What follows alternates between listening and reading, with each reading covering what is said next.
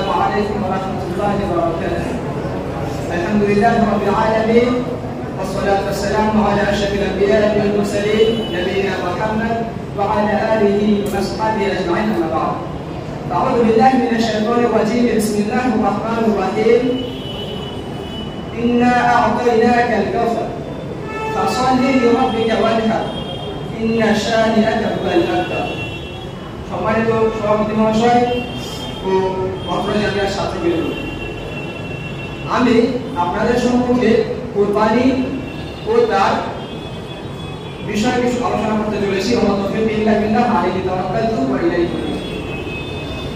সম্মানিত উপস্থিতি, ফারাদা ইউকারিবু কুরবানান বাপ তাফঈল থেকে, যার মাসদার কুরবান অর্থাৎ নৈকট্য অর্জন করা।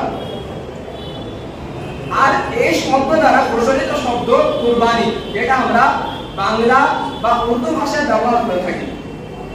ইসলামী পরিভাষায় কুরবানি শব্দের অর্থ ওই মাধ্যমকে বলা হয় যা দ্বারা আল্লাহ সুবহানাহু ওয়া তাআলার নৈকট্য অর্জন ও তিনার ইবাদতের উদ্দেশ্যে পশু জবাই করা হয়।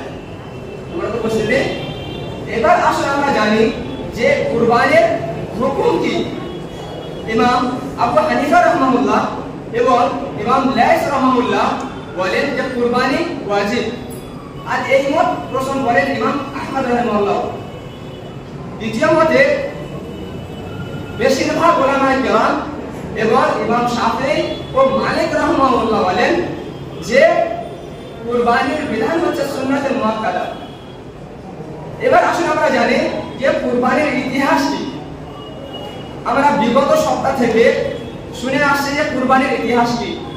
এই বিষয়ে নতুন করে বলার কিছু নাই। আমরা সবাই জানি যে আদম আলাইহিস সালামের দুটি সন্তান ছিল এবং তাদের মধ্যে যে কোনো বিষয়ে একটা বিবাদ হয় এবং আল্লাহ সুবহানাহু ওয়া তাআলার নৈকট্য অর্জনের জন্য তিনারা একটা সিদ্ধান্ত করেন যে দুজন দুটি জিনিস কুরবানি করবে, আর যার জিনিসটা প্রবল করা হবে সেই সেই সিদ্ধান্তে তার পরামর্শ পাবে। তো দুজন কুরবানি করলো, একজনের কবুল হলো, একজনের হলো না। যে হকের উপর ছিল তার কুরবানি কবুল হলো। তারপর যদি আমরা দেখি তাহলে ইব্রাহিম আলাইহিস সালামের যুগে ইব্রাহিম আলাইহিস সালামের সন্তানকে আল্লাহ সুবহানাহু ওয়া তাআলা কুরবানি করার আদেশ দিলেন এবং সেই আদেশও তিনি পালন করলেন। তাহলে আমরা বুঝতে পারি যে কুরবানির যে প্রথা নিয়ম, এটা শুধুমাত্র উম্মতে মুহাম্মাদের উপর প্রযোজ্য হয়নি, বরং এই প্রথাটা আদম আলাইহিস সালামের যুগ থেকে চলে আসছে। আদম আলাইহিস সালাম থেকে নিয়ে ইব্রাহিম আলাইহিস সালামের যুগ পর্যন্ত এর ভেতরেও যে উম্মতগুলি এসেছে তাদেরকেও কুরবানির উপদেশ দেওয়া হয়েছিল। তাদের কাইফিয়াত আমাদের জানা নেই যে তারা কিভাবে কুরবানি করত, কিন্তু তাদেরকে কুরবানির উপদেশ আল্লাহ সুবহানাহু ওয়া তাআলা দিয়েছিলেন। আল্লাহ সুবহানাহু ওয়া তাআলা বলেন যে ওয়ালিকুল্লি উম্মাতিন জাআলনা মানসাকান, অর্থাৎ আমি প্রত্যেক উম্মতের জন্য কুরবানির বিধিবিধান সৃষ্টি করেছি, তৈরি করেছি।